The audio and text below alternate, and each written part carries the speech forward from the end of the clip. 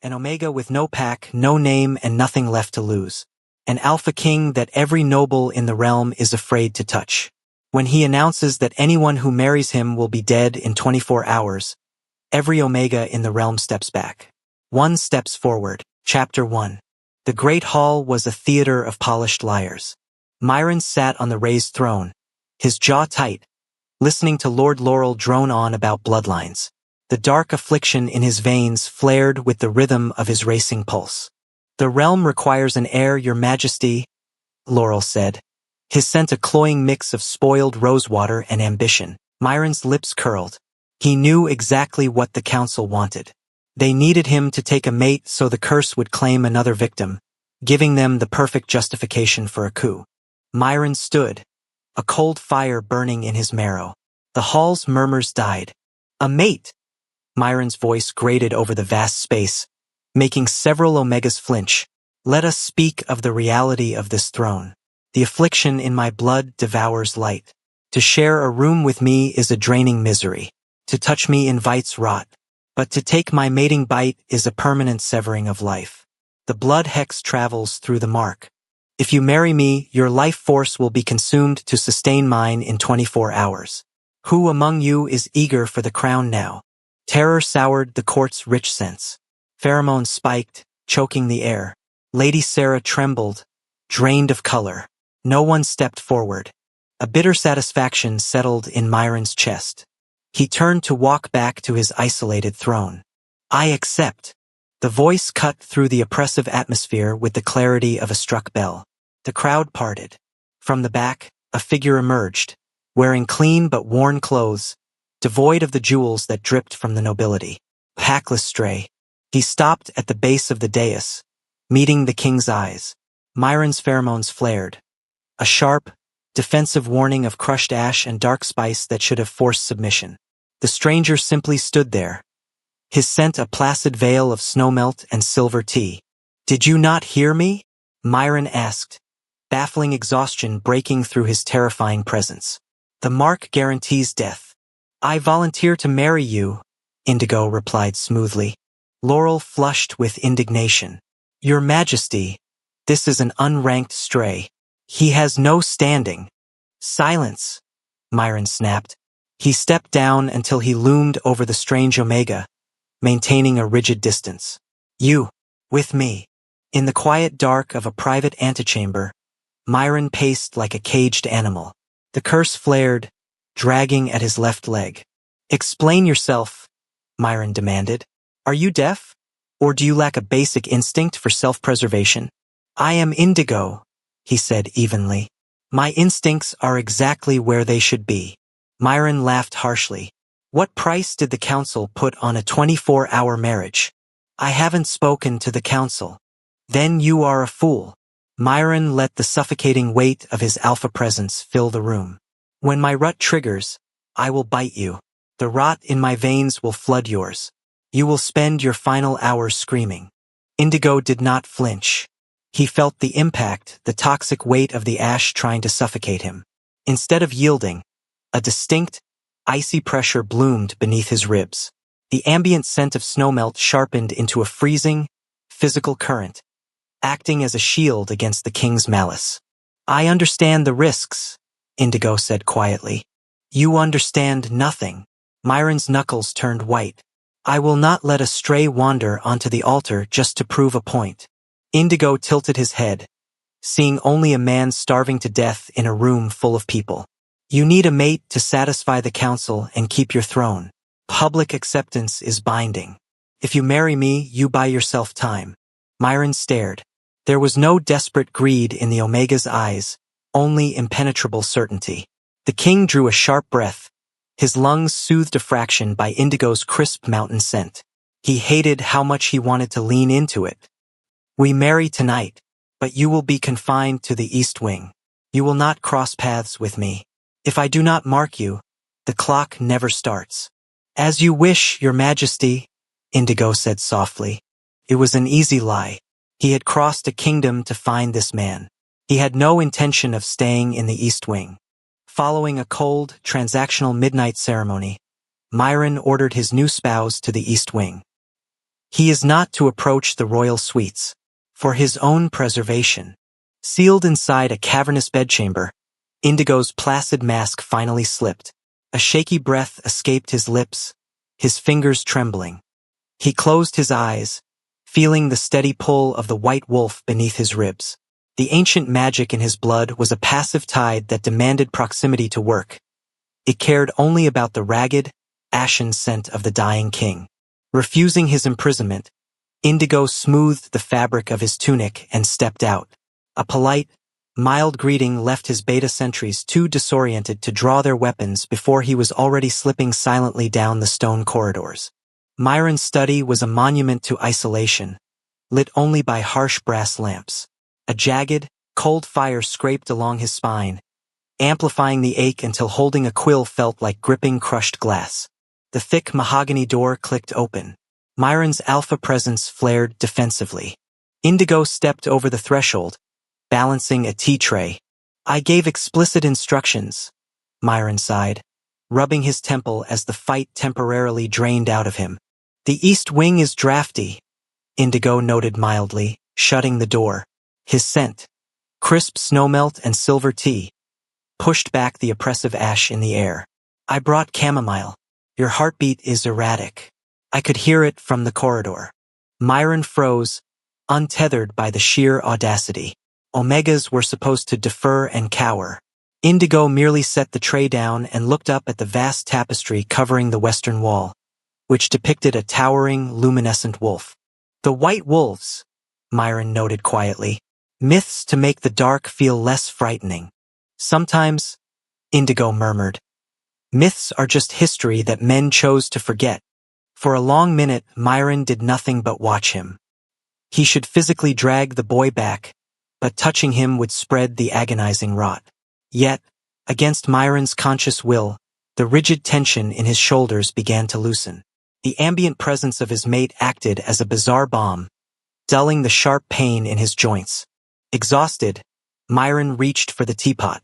Before his fingers could graze the handle, Indigo was there, pouring the pale amber liquid. Allow me. Indigo held the teacup out. Myron focused on the smooth porcelain, reaching out with a trembling hand. Indigo shifted his grip. Their fingers brushed, barely a graze of skin against skin. Myron physically shuddered. A shockwave rolled through the Alpha's frame. It wasn't the agonizing, burning jolt of the curse. It was an electric, marrow-deep surge of raw, unadulterated contact. For 5 years, Myron had lived in a tactile void, toxic to his own people. Now, the brief friction of Indigo's fingertips sent a starved, desperate jolt straight into his nervous system. Myron yanked his hand back. The teacup rattled, spilling hot tea over his knuckles. He only felt the phantom imprint of Indigo's skin. His pheromones spiked, laced with the rich, dark spice of a cornered alpha experiencing terrifying vulnerability. Indigo stood very still, watching the king's chest heave.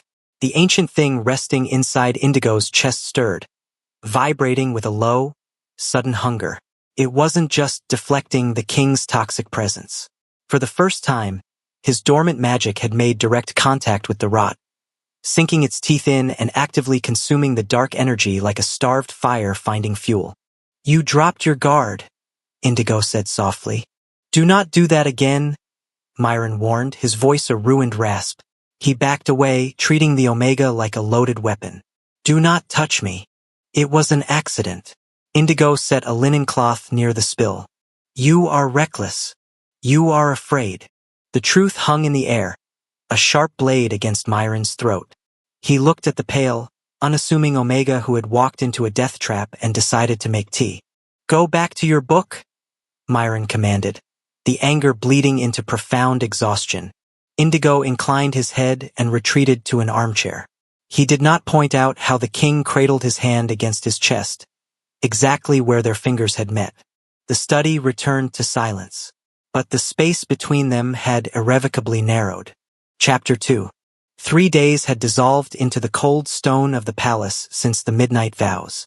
For Myron, 72 hours of enforced isolation felt like a century of grinding attrition. He sat behind his sprawling mahogany desk, the only light provided by a low burning hearth. A localized winter had settled deep within his marrow, radiating outward until his joints locked into rigid angles. He dropped his broken quill, his hand trembling so violently he had to press his palm flat against the wood. The air he drew into his lungs felt like inhaling crushed glass. Outside the thick double doors, Indigo approached the sentries with a leather-bound volume pressed to his chest. "The king has ordered strict isolation," the guard warned. Indigo offered a mild smile. "I understand. However, the East Wing is drafty. I found this first-era manuscript, and its binding is flaking. It requires the dry warmth of a hearth. If the text decays, the archivists will surely inform the council of the loss." Reluctantly, the betas pulled their weapons back. The moment the latch clicked shut, the oppressive atmosphere of the study struck Indigo. The air was thick with the sharp, territorial scent of a predator in distress. "Get out," Myron rasped, scraping the command through the agony in his spine. Indigo ignored the order. He moved silently to the stone hearth, kneeling to set the book near the embers. He stopped holding back the subtle, passive aura of his nature.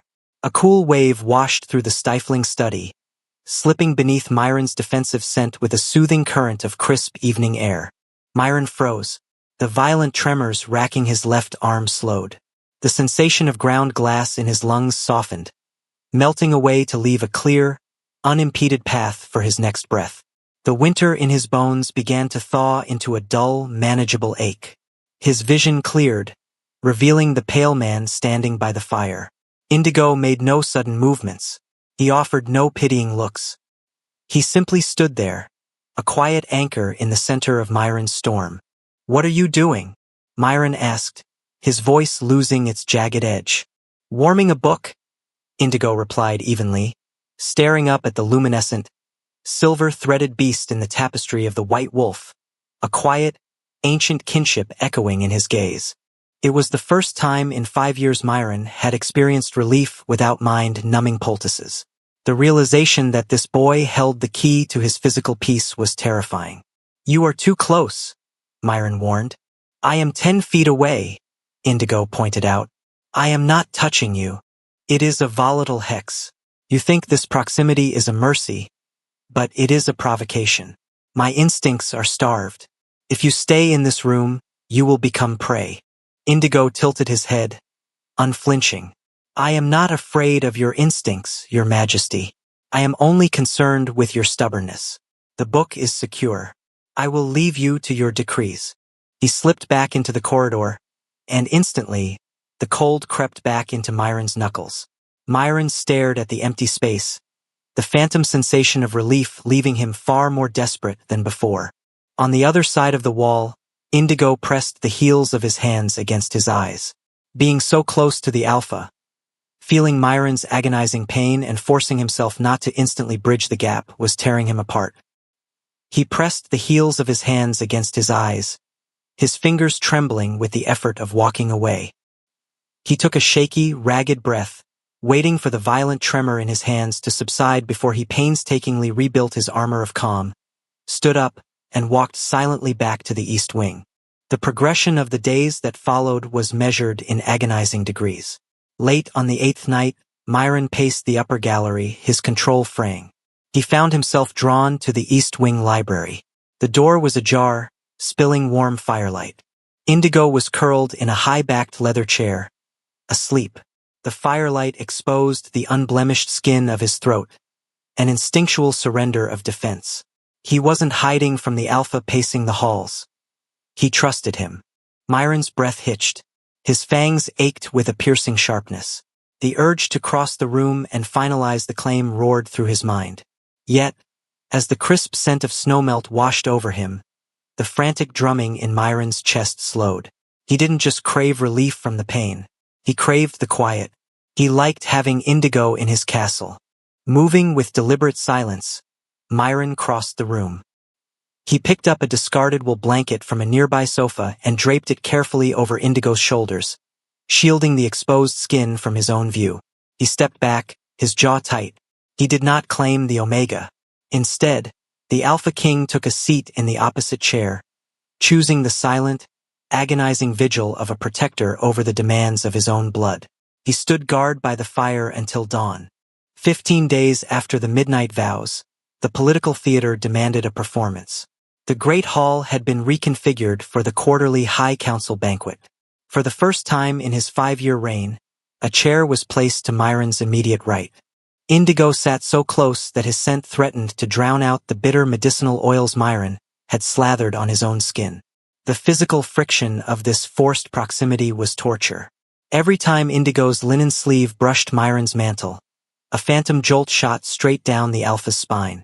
The dark affliction scraped against his ribs, but the pain was strangely distant tonight, held at bay by the cooling aura radiating from the Omega sitting mere inches away. It was intoxicating. It was dangerous. Myron gripped his silver goblet, his knuckles stark white. Lord Eris, a magistrate from the wealthy southern provinces, projected his voice over the muted clinking of silverware. Your Majesty, we are honored by the presence of your new consort tonight, though I must admit the southern registries have no record of his lineage. Tell us, Indigo, do the northern strays even practice the old traditions of court etiquette? Or do you simply scavenge what the highborn leave behind? The hall grew unervingly quiet. The insult hung in the chilled air, a calculated probe designed to test the king's attachment to his expendable bride. Indigo did not flinch. He carefully set his silver fork down, aligning it perfectly with his plate. His expression remained a mask of placid courtesy, but Myron, sitting locked in Indigo's immediate orbit, felt the visceral shift. The crisp aroma of snowmelt soured by a fraction of a degree. Indigo's pulse jumped with a brief spike of defensive adrenaline. The Omega was holding his ground, refusing to show weakness, but the insult had landed. That minute shift tore through Myron's restraint like a drawn blade through silk. The bitter stench of the medicinal oil fractured. The crushing, dominant wave of Myron's true scent flooded the dais, rolling outward in an aggressive, territorial tide. The passive affliction that usually kept his alpha instincts paralyzed was obliterated by a blinding, protective fury. Myron surged upward, his chair scraping violently backward to crash onto the stone floor. Dozens of nobles dropped their utensils. He leaned over the table, his golden eyes locking onto Lord Eris, burning with a lethal intensity. You speak of scavenging Eris. Myron's voice was a low, vibrating snarl that bypassed civility and struck directly at the primitive core of everyone in the room. You sit at my table, drinking wine paid for by my treasury, while attempting to degrade the man who holds my favor. Eris turned a sickly shade of gray. The oppressive weight of Myron's pheromones physically forced him back into his chair. He is not a stray, Myron whispered dangerously, the threat echoing into every corner of the silent hall. He is the consort of this realm. If you find his presence offensive, I will gladly relieve you of the burden of attending my court. Permanently. Lord Laurel immediately stood, bowing his head. Lord Eris spoke out of turn. We beg your forgiveness for this slight. By performing a submissive public apology, the High Counselor played the innocent victim, perfectly framing Myron's protective fury as the unhinged aggression of a mad king. Myron ignored Laurel, keeping his gaze locked on Eris until the magistrate trembled and averted his eyes. Only then did Myron straighten his posture. He fought for air, the ragged edges of his control fraying. The urge to vault over the table to neutralize the threat was a roaring fire in his mind.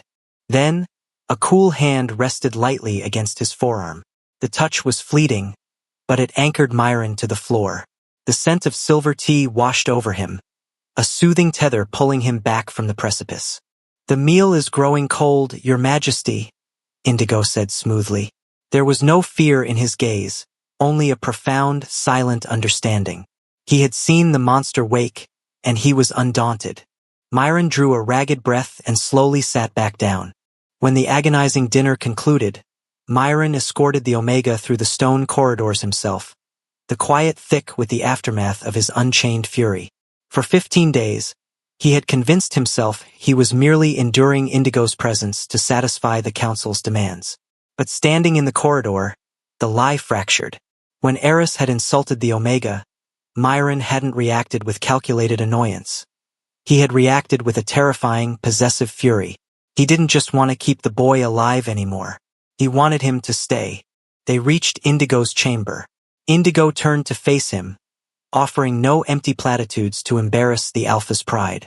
Instead, he reached out, his knuckles lightly grazing Myron's sleeve. "You defended a stray tonight, Your Majesty. The court will not forget that." "You are not a stray," Myron rasped. The protective, territorial rumble still lingered deep in his chest. He reached up, his large hand covering Indigo's smaller one, trapping it against his sleeve in a deliberate, grounding hold. He braced for the familiar, agonizing burn of the rot, but between the thick velvet of his sleeve and the soothing wash of his mate's proximity, it registered only as a dull, distant throb. Myron froze, the words dying in his throat. For half a decade, human contact had been synonymous with torture. Now he was firmly holding the hand of his mate, and the world was not ending in fire. The staggering weight of that realization hit him, fracturing the very foundation of his long isolation. He stared down at their joined hands, the physical proof of his healing finally taking root in his mind.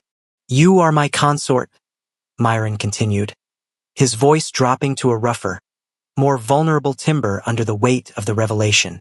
"And I will not tolerate anyone questioning where you belong." Indigo's breath hitched slightly, the first genuine crack in his placid demeanor. He offered a faint, profound smile. "As you command." Indigo slowly withdrew his hand, stepping back into his chambers and shutting the door.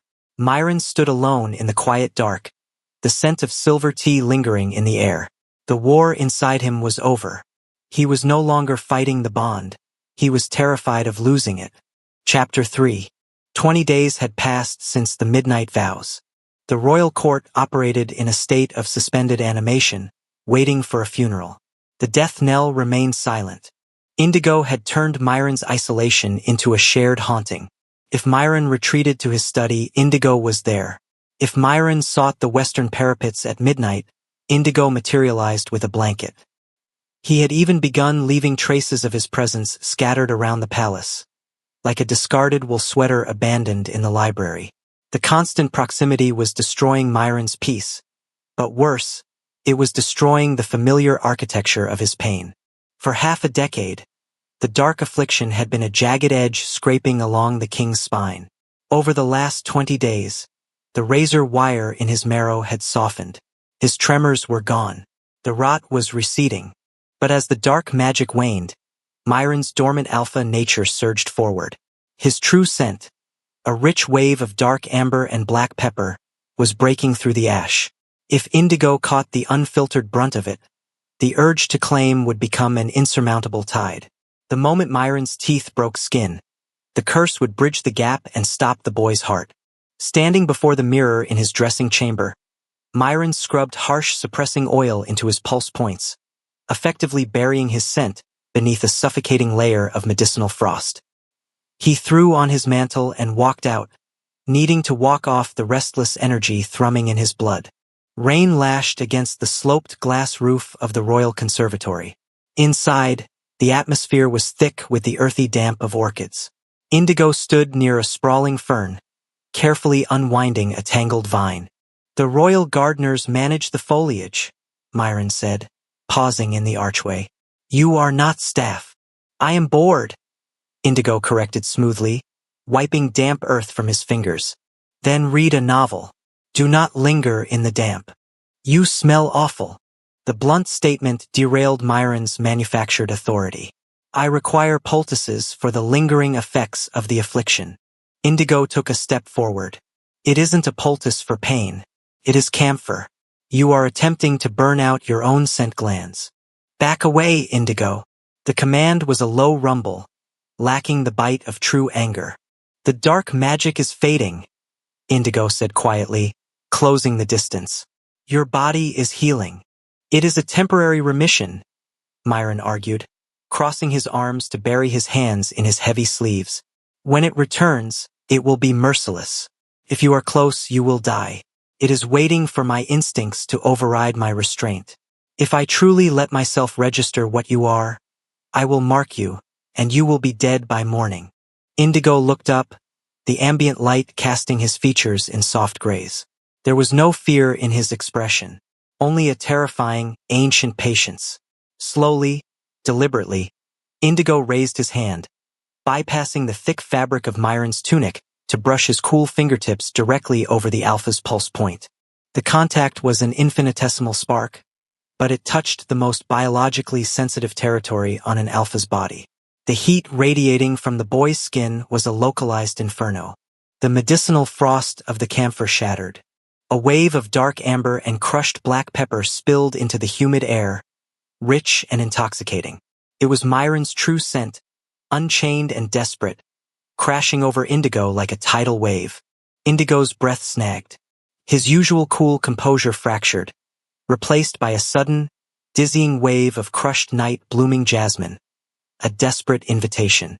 The sweetness bypassed Myron's lungs and hit straight at his marrow, replacing his anger with a terrifying magnetic pull.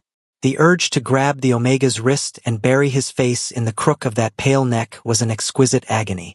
His fangs ached against his lower lip. No. Myron shoved himself backward, tearing his body out of Indigo's reach. He stumbled, sending a ceramic planter crashing to the floor. The sharp sound broke the trance. "I know exactly what I am inviting," Indigo replied, his voice barely above a whisper.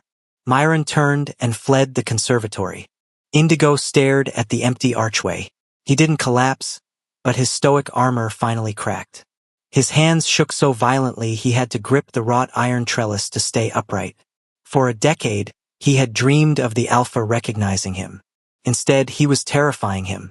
A cold knot of despair settled in his stomach, the agonizing realization that his devotion might not be enough to save a man determined to die alone. 2 corridors away, Myron leaned heavily against his locked door, sliding to the floor.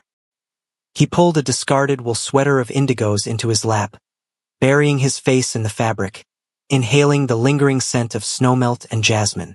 A dry sob tore from his throat. This was the humiliating cost of his restraint.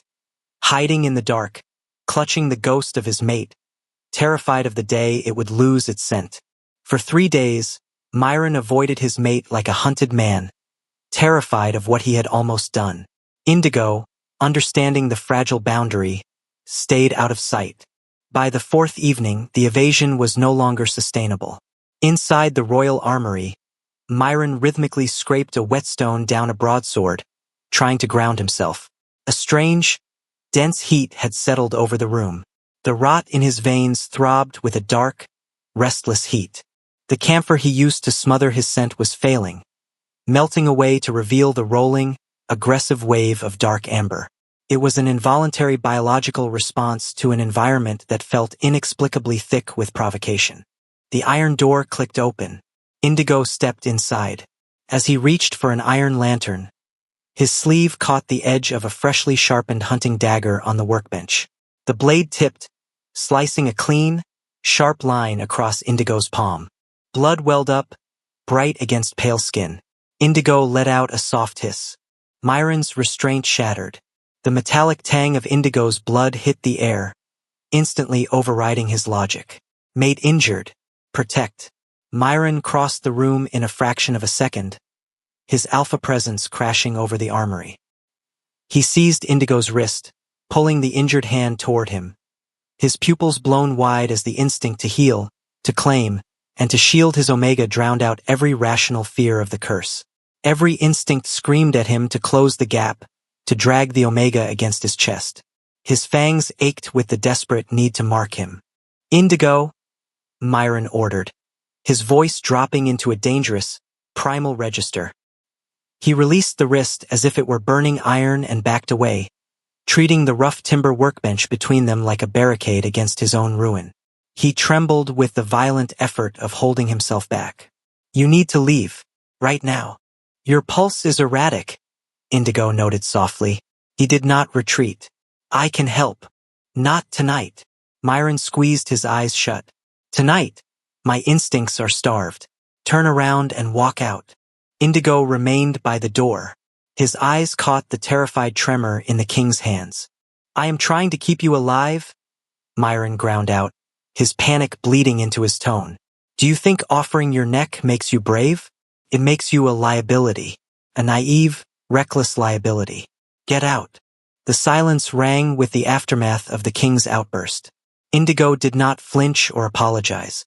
He simply studied the man pressing himself into the farthest corner of the room, choosing to play the monster rather than become one. I will leave you to your work, Your Majesty, Indigo said evenly. He slipped out into the corridor, pulling the door shut. Myron slid down the rough stone wall until he hit the floor, burying his face in his hands as the dark magic flared to life in his veins, punishing him for the retreat. He welcomed the pain. It was better than the alternative. Chapter 4. The dark magic retaliated against Myron's retreat, tearing through his veins like splintered ice. He lay tangled in the dark linen of his bed, blinded by physical pain, but it paled against his agonizing guilt. He had used cruelty to drive Indigo away, striking at the one person who offered grace. Every ragged exhalation felt like drawing breath through ground glass. The brass latch of the chamber door clicked. Myron could not lift his head, but the ambient temperature shifted. The stench of his suffering parted for a familiar presence. Snowmelt, silver tea, and a bruised, floral sweetness that had not faded since their confrontation. Get out, Myron rasped, a wet, broken sound. Footsteps approached. Indigo climbed onto the mattress, the soft rustle loud in the quiet chamber. It is tearing you apart. You pushed it back too hard. I meant to push you away, Myron choked out, eyes squeezed shut against shame and fever. I just needed you to be safe. I know exactly why you said it, Myron, Indigo replied, devastatingly understanding. Indigo, no. It is volatile now. It will jump. Please, run. Indigo ignored the plea. He slid closer, his knees bracketing Myron's hip. The moment Indigo's hands flattened against Myron's bare chest, the world fractured. A jolt of raw energy arced between them. Myron arched with a strangled cry, but Indigo swung a leg over Myron's waist, dropping his weight to press flush against him. He buried his face in the juncture of the Alpha's neck. Stop, Myron pleaded, his fingers digging into the soft fabric of the Omega's tunic. The heat radiating from Indigo was a torrential flood washing over his frozen blood. You will die. I am not going anywhere, Indigo murmured.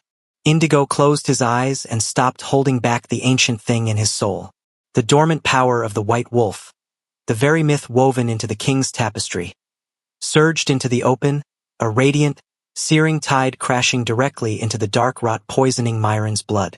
The physical friction was catastrophic. The bedchamber grew stiflingly hot. The collision of ancient magic and dark affliction created a visceral feedback loop within Indigo. His core temperature spiked, his pulse racing frantically. Indigo gave a sudden, sharp gasp, his spine bowing. The scent of snowmelt vanished. In its place, an overwhelming wave of night-blooming jasmine and ripe, crushed fruit flooded the room. Thick, dizzying, dripping with a desperation that struck directly at the brainstem. It was the undeniable scent of an Omega crashing into a precipitous heat. Myron's eyes snapped open. The black rot recoiled, but the sudden surge of Omega heat hit like a tidal wave. His pupils blew wide, swallowing the amber until nothing remained but black hunger. The scent of Indigo's jasmine burned away every last shred of restraint and fear. The rut dropped over Myron like a suffocating shroud. His alpha roared to the surface, possessive and starving after 5 years. Myron's grip turned ruthless. With a fluid, predatory surge, he flipped their positions, caging Indigo beneath the full weight of an alpha in rut. Mine, Myron snarled, a vow ripped straight from his marrow. Indigo arched up, offering the pale expanse of his throat. The invitation was clear and total. Myron leaned down, the intoxicating heat erasing the last of his iron control. And the tension finally breaks. For the full, uncensored, and extended explicit story, head over to my Patreon. Unlock it by clicking the link in the description. When the instinctual haze finally lifted, the crushing dread that had been pooling in Myron's mind broke him. He had bypassed the scent gland at the last possible second, biting Indigo's shoulder instead to spare his life, but the sheer terror of his lost control remained. Before Indigo could reach out, Myron scrambled to his feet. He grabbed his discarded robe and fled the bedchamber, leaving his mate unbonded in the dark. He had surrendered to his instincts, but he had kept his honor intact. For now, they were both still alive. Water ran over Myron's hands, pooling in the brass washroom basin. The guilt of fleeing tasted like ash. Yet, as he searched his reflection, he realized the necrotic web of veins mapping his throat had faded to a pale violet. The air in his lungs felt clean. "You run very fast for a king," Indigo said from the arched doorway, his voice rough with sleep. He wore a fresh white tunic, unlaced to reveal the unblemished skin over his scent gland. A dark, healing bruise peeked out from his collar where Myron had bitten his shoulder. Myron gripped the washstand. "Get away from me," he warned, rough with self-loathing. "I lost control. I brought the rot right to your door. If I had finished that bite. But you didn't." "I could have," Myron shouted. "I am a weapon, Indigo. Do not touch me." Indigo's placid mask vanished. He closed the distance, grabbing the lapels of Myron's shirt and pulling the larger man down. "Stop," Indigo commanded, his voice vibrating with unbreakable resolve. "Look at my skin, Myron." He shoved Myron's hand flat against his own chest, over his racing, vital heart. "There is no rot here." Indigo's breath hitched, cracking under the weight of Myron's self-hatred. "I will not let you drown in your own martyrdom just because you are terrified of surviving. You didn't break me. Please stop acting like you did." The physical contact, the steady rhythm of Indigo's heart beneath his palm, was a staggering novelty. "You are thriving," Myron whispered, his voice cracking. "I am alive. And you are healing," Indigo stated firmly. Myron leaned into the fierce anchor his mate provided. The sharp clarity of his unburdened mind began picking apart the shadows. "When you drew the rot out of me," Myron began, "did you merely destroy it, or did you dissect it? My inner nature does not just burn corruption. It consumes it," Indigo explained softly, tracing Myron's ribs. A sudden, tight pressure built beneath his own skin as the absorbed darkness converted into raw energy. It broke the magic down to use as fuel. "Why?" "Because a blood hex cast by Eastern shamans would have killed me in the first month," Myron said, cold logic hardening. "This lingered. It kept me weak, isolated, but breathing." Indigo's gaze darkened. "You think it was engineered?" "I need a quiet word with the royal apothecary." The corridors felt different as they walked to the subterranean levels. Today, the scent rolling off Myron was a tidal wave of unadulterated dominance, smoothed into a lethal calm by the sweet jasmine of the unmarked Omega walking at his side.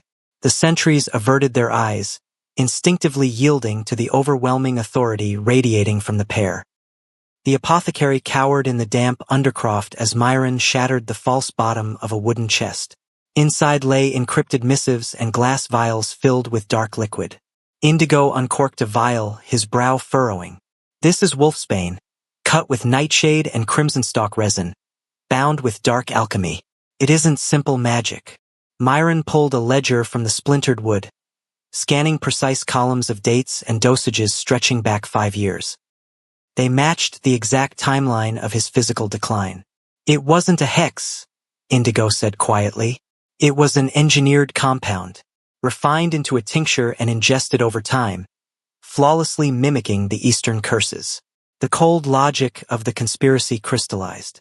Laurel knew Myron's alpha nature would eventually demand a mate. He fabricated the rumor of the mating bite curse, weaponizing Myron's own conscience against him to guarantee the king remained isolated. "Laurel," Myron breathed, his voice a lethal blade. "He has been poisoning my blood since the day I took the throne." "But why this elaborate theater?" Indigo asked. "Why not administer a lethal strike?" "To avoid a civil war.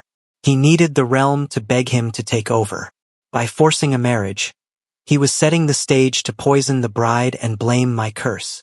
The kingdom would watch the monster king slaughter an innocent, giving Laurel the perfect pretext for a legal coup. And when you refused to bite me, his plan stalled," Indigo realized. "He has been trapped, waiting for you to lose control. But when he notices his tinctures are no longer being consumed, he will panic and stop waiting, Indigo finished softly. Come, the Alpha King commanded, turning toward the iron door. Lord Laurel is anticipating a rapid decline. Let us fake my final collapse and give him 48 hours of silence to celebrate a false victory, while we quietly secure the loyalty of the outer guard. Chapter 5. For 48 hours, Myron let the court believe he was confined to his quarters, slowly dying. While Laurel prematurely celebrated a death that had not come, Myron worked quietly through trusted intermediaries, tracing the apothecary ledgers and securing the loyalty of the outer guard, all without leaving the sealed wing. By the second night, the uneasy quiet of the royal suites felt like the charged atmosphere preceding a lightning strike. Myron strapped a reinforced leather bracer to his forearm, having dismissed the inner guard. If Laurel was desperate, he would send shadows. Indigo sat on the edge of the mattress. His bones ached with a profound, stretching heat. The dark magic he had drawn out of Myron's blood was burning as fuel. The white wolf was waking up. A metallic scrape echoed from the balcony. Myron hurled a stout wooden table at the glass doors, shattering them outward. For figures poured through the jagged breach, the silent hounds. Myron launched himself into the fray. He fought with unburdened lethality, slipping past curved blades and driving attackers back. But the chaos of the close-quarters ambush was overwhelming. A serrated dagger caught Myron's shoulder, drawing a bright line of blood. The scent of the Alpha's blood hit the air. On the edge of the bed, the pressure inside Indigo reached critical mass. The scent of Myron's spilled blood acted as the final trigger. The wolf had woken for this Alpha 10 years ago, and the reservoir of dark alchemy now provided the raw energy to tear down the last barrier. An assassin lunged for the unarmed Omega. Indigo stood. It was an eruption of blinding light. A shockwave blasted through the bedchamber, splintering the furniture. When the light faded, a beast of myth occupied the center of the room. The white wolf was an immense creature of spun moonlight. The remaining assassins froze, their scent blockers useless against the overwhelming terror radiating from the legendary predator.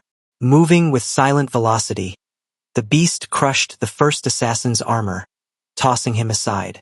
A low snarl rattled the shattered windows. The remaining killers scrambled for the balcony, but the wolf intercepted them, finishing them with merciless, terrifying strikes. Silence descended. The white wolf turned, its muzzle stained crimson, and pressed its snout gently against Myron's chest.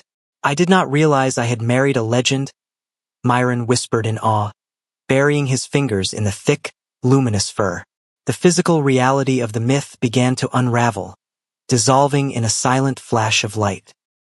Indigo knelt on the cold stone floor among the splintered remains of the bed, shivering. Myron wrapped his own mantle around the Omega's slender frame and sank to his knees. Why? Myron asked, searching the boy's calm, unassuming face. You walked into a death sentence for a cursed sovereign. Why? Indigo pulled the velvet tighter. The northern packs are unforgiving, he began softly.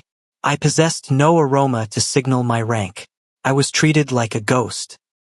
But a decade ago, during a summer hunt, my cousins pushed me into the mud to hide me from the royal procession. One rider broke formation. The crown prince. Myron's breath hitched. He remembered the rain, the drenched outcast, the waterskin he had offered. You looked at me like a person who belonged on his feet, Indigo whispered, placing a hand over Myron's racing heart. The wolf inside me woke for you. I knew it from that second. And a week later, you issued a decree protecting unranked wolves.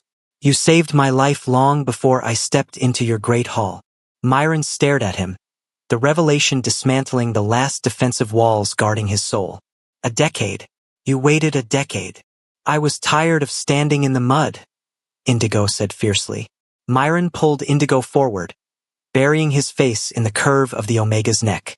The raw devotion brought a stinging heat to his eyes. I will not let you walk in the shadows ever again, Myron vowed, his voice resonant and echoing.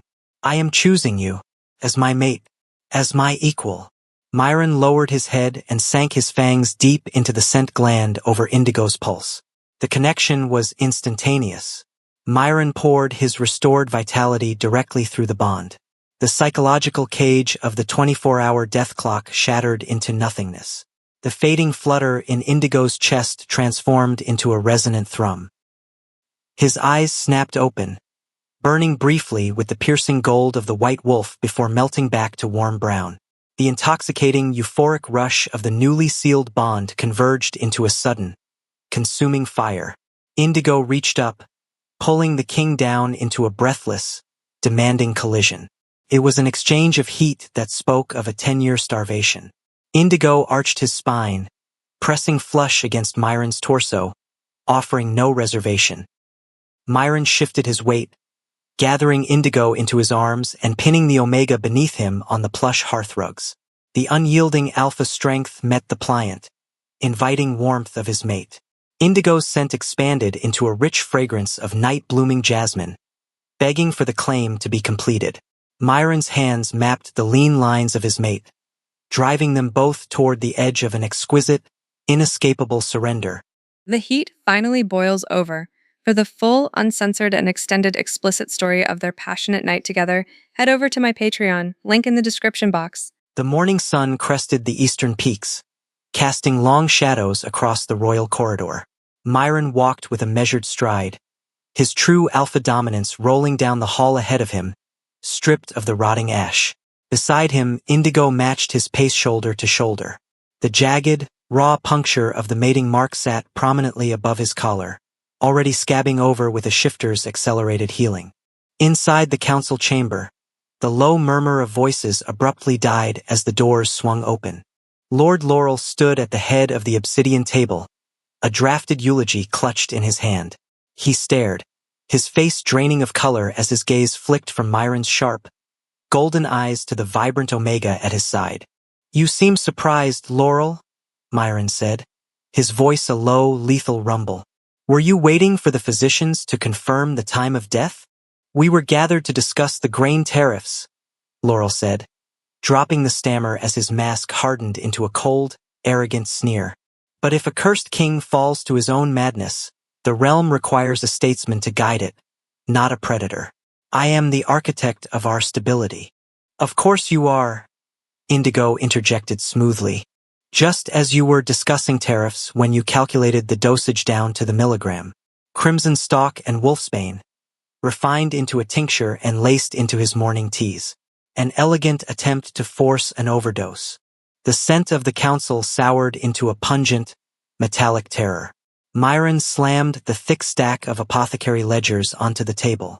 Laurel's mask tightened into offended dignity. A desperate forgery. "Guards, apprehend them both." The 4 inner sentries hesitated. Laurel's personal appointments were trapped. Myron's loyal outer guard had already barred the exits. Before a single blade could be drawn, the temperature in the room plummeted. The sweet jasmine aroma surrounding Indigo vanished, replaced by the biting, frost-laced chill of an ancient winter. Indigo did not transform, but the shadow of the white wolf bled through his human skin. His eyes shifted to a blinding, piercing gold. The oppressive weight of an apex predator crashed down, forcing the guards to their knees and sending magistrates sliding from their chairs. Laurel collapsed against the table, gasping for air. He had brought a knife to a slaughterhouse. "He is not a stray," Myron said into the frozen room. "He is the other half of this throne. Take them to the dungeons." The terrified sentries scrambled to bind the High Counselor. The room emptied in a chaotic shuffle, leaving only discarded parchment.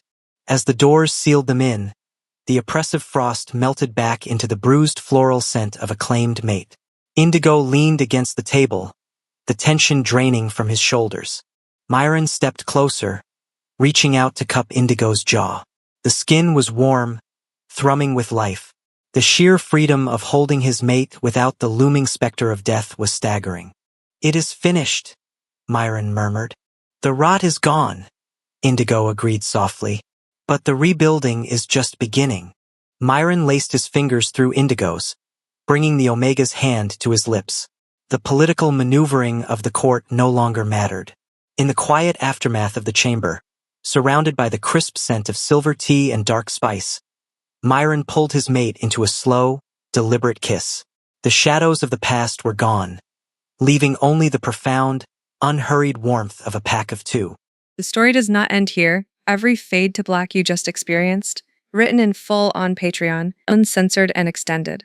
Over 2 hours of complete story, every scene that YouTube could not hold, like the rut, the bonding night, and Indigo's full interiority. Link is in the description. Thank you so much for being here, and see you in the next one.